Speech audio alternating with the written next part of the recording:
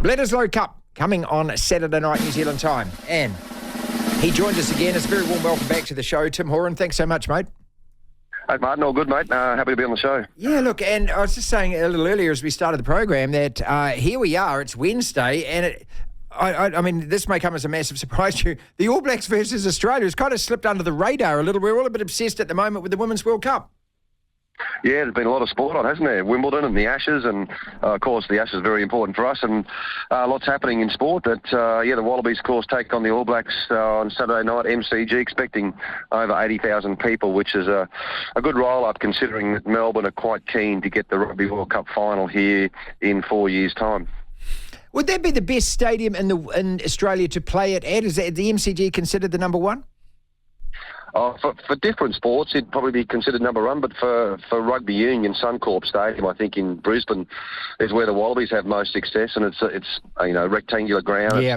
You feel much more comfortable playing there, and also the new Allianz Stadium in Sydney will become a venue like that as well, where you know where the sidelines are, but you know where the advertising hoardings are, and that atmosphere is right on top of you. Whilst, I've played a couple of times at the MCG, and whilst you get, 90,000 people there, that you are a bit far away from the crowd. So it'd be interesting to see how both teams adapt. Tim, is a match against against New Zealand, a test against the All Blacks, this Bledisloe Cup, is this still the ultimate prize outside of the World Cup for Australian rugby players?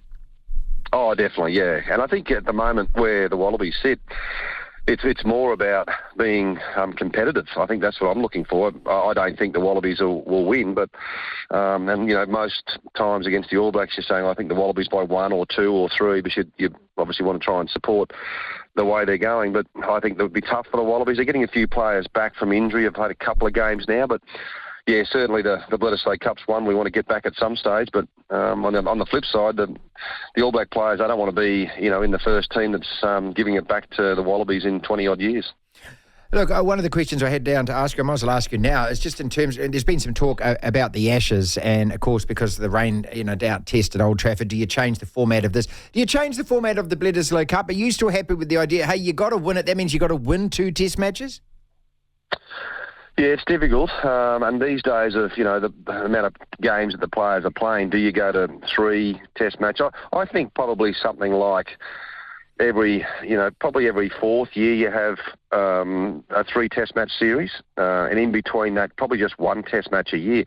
I think it's working well too. It's hard to win it back, but I think you probably need to get to a stage in the next couple of years. There's Lions coming up for the Wallabies, and a lot of matches coming up between now and the World Cup here in Australia, and maybe in between that you go back to 1 test match in Australia, 1 in New Zealand, and only 1 that year. So might give the Wallabies a bit better chance to win it in Australia. I remember interviewing Richie McCaw. I've spoken about this before a number of years back, and asking him what he thought about it. And he said, look, put it up on every single Bledisloe test. He said, we're the All Blacks. We come Johnson out. You want it, come and get it. I kind of like that idea. I'd have no problem as an All Black fan saying, put it up every time we play. Yeah, that'd be that's probably not a bad. I haven't thought of that, but a lot of tradition in the game too, and that'd be a big change in tradition. But yeah, it certainly might give the Wallabies a chance. Of course, they've had a couple of a good win over in Perth a few years back, which was fantastic, and then that one in Melbourne last year was pretty devastating for the Wallabies, because they should have won that test match. The refereeing decision at the end was disgraceful, and it still would have given, I think he just panicked, the referee at that stage. But great for the All Blacks I think it was Geordie Barrett who scored in the corner at the end. It was a sensational try, right on full time. So hopefully, if the Wallabies can get as close as they did last year, we'd be pretty happy where we sit at the moment after losing the first couple of test matches with Eddie Jones. It's such a great perspective to hear you say that. Tim Horan is with us on the platform, because here in New Zealand, this side of the ditch, mate, we blame Bernard Foley. We don't blame the ref. We just blame him and say you should have kicked it out, mate. But look, this is what sport's about. It's about these moments and controversies. And Tim, I keep going back to that game, because it's not just about what happened with you guys. If we had blown a 20-point lead there and lost that match, I'm not sure Ian Foster would be in the job anymore. That's how important that one single incident at the end of that game was. Yeah, maybe. And it's probably, Bernard Foley looks back at that, and I think, yes, Bernard Foley should have kicked it out, but I think just the referee, Matthew Raynell, all he had to do was just blow time off and go to talk to Bernard Foley and say, I'm not putting the time back on until the ball's kicked in the touch, and when the All Blacks have the ball with 30 seconds to go to throw the ball in the line-out, that's when I'll blow the time back on. And the All Blacks might have still won the match because they were pretty devastating that night. But yeah, you're right. It might have saved a couple of careers, not just the coach, but maybe a couple of players, and the Wallabies, how they fought back. But yeah, as I say, if the Wallabies can get close to the All Blacks this weekend, we'd be pretty happy with where we've finished up in the last couple of matches. Wow, so as far as you're concerned, it's just that, is it? It's more about whether or not you can actually run us close. Because we're sitting here confused about Eddie Jones going, okay, he's brought a lot of bluff, he's brought a lot of bluster. I love him. He's such a great person to deal with at press conferences and things. But ultimately, it comes down to results. And you wonder whether Dave Rennie would have kept his job, I suppose, if you had a one in Melbourne. Yeah, Dave Rennie was doing a great job, and a lot of the players were quite disappointed when Dave Rennie was let go by Rugby Australia, and they obviously had their man Eddie Jones, and they wanted to back Eddie for the next 5 years. And but I thought that the way that Dave Rennie had got the team not far off where he wanted them. Yes, the results weren't there, but they weren't far off. Eddie Jones has got a bit of work to do, and doesn't have a lot of time between now and Rugby World Cup. It's only got 3 Test matches, so the 2 against the All Blacks, and we play France about 2 weeks out from the World Cup in Paris. That's our last game. Of course, you guys were playing South Africa at Twickenham. So not long to go for Eddie to work out his team, but he is getting some players back. Taniela Tupou, Angus Bell, Rob Leota, Quade Cooper, Summer Creevy just back from 12 months out with injury. So that takes a bit of time. So I think we're on the right path, and I just don't think we'll win this weekend. And I've never really said that because you always want to back the Wallabies, but if we can get close and be competitive, if we're really competitive and lose by 5 or 10, I'm okay with that this time around. Tim, when you go back to Super Rugby, and look, I don't look at the performance of all the 5 Australian teams because I'm not so sure that you've got enough talent to actually, produce, 5 really good teams at any time to challenge the very best teams in New Zealand. But you look at those knockout rounds especially and how close teams were to the Chiefs and things like that. Does that give you a lot of confidence that, long-winded question, I'm sorry, but that you can actually get enough players together that if you get the right players, the right blend, that you can actually succeed at this year's World Cup?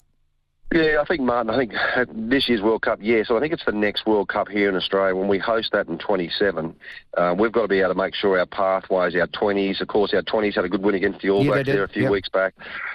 So you need to bring those players through. They're the players that will come through, and maybe there's 5 to 10 of those players that might feature in 4.5 years' time. So that's what we've got to try and retain our talent. We have a lot of talent in schools all around Australia that get picked up by AFL teams, get picked up basketball teams, and then a lot of rugby league teams that, you have a very good player who's in grade 10 or 11 at a high school in Australia playing rugby for the school, but he's already contracted to the Cowboys or the Broncos. So we need to try and get those players and contract as many as we can for rugby to keep them in the game. How crucial is Eddie Jones to that? You've got Swali coming across. He's already said that there's several other players that he's contacted that are very keen. How crucial is that guy to this?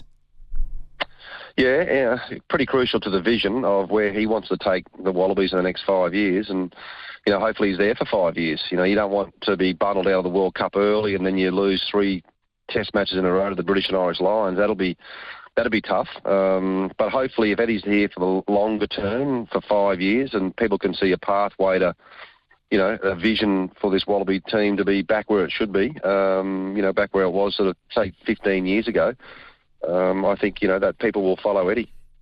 Tim Horan is with us. 2 games this year against the South Africans in Pretoria. They ran all over the top of you. That Argentina game, what do you take out of that gives you some confidence? I think mainly the players that came back from injury. So there was a lot of players out with injury that have come back and had their first run off the bench. That's probably more positive. The difficult part is the discipline for the Wallabies, and they gave away 13 penalties against the Springboks, 14 penalties against Argentina. So they, struggling to sort of put that pressure on, that sustained pressure over a period of time against teams. So that's something that Eddie will want to fix up on Saturday night. Tim Horan with us then. All right, if you could, how important is it to you, style-wise, that the Wallabies get their own style, your own way of playing? Because one of the beautiful things about watching you guys play rugby, and I go, back to when you were playing, even further back than that, is you play differently from us, and we play differently from South Africa. We're not going to beat South Africa, and you saw that at Mount Smart, playing the way that they play. We've got to play differently. So how important is it for you that the Wallabies have their own style? Well, I think it's the identity, Martin. I think we've lost our identity of our style at the moment, and that's up to Eddie and the players to bring back. And our identity, it's usually, a little bit like the All Blacks. You're running the ball at every opportunity you can. You're not kicking too much ball away, and you're playing with pace. So hopefully that happens on Saturday night and moving forward. Your number 10, is it going to be Quade Cooper all the way through to the World Cup? If not, who? It'd be interesting to see what they do this weekend. They might try Carter Gordon this weekend.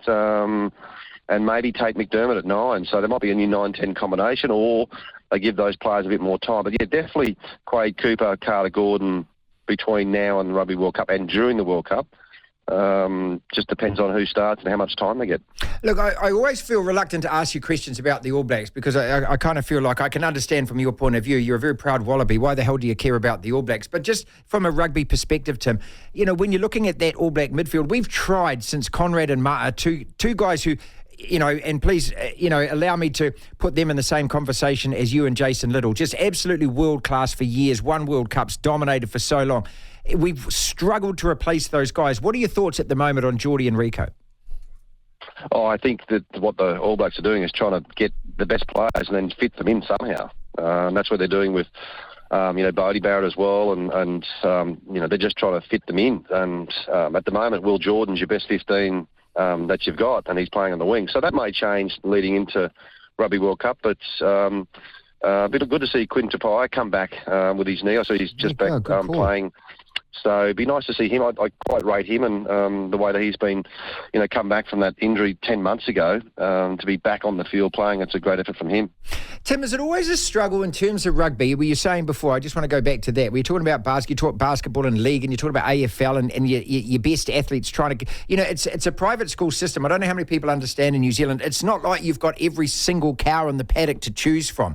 The advantage we have, we might be a small country, but it is our number one national game. You're always going to battle that, aren't you?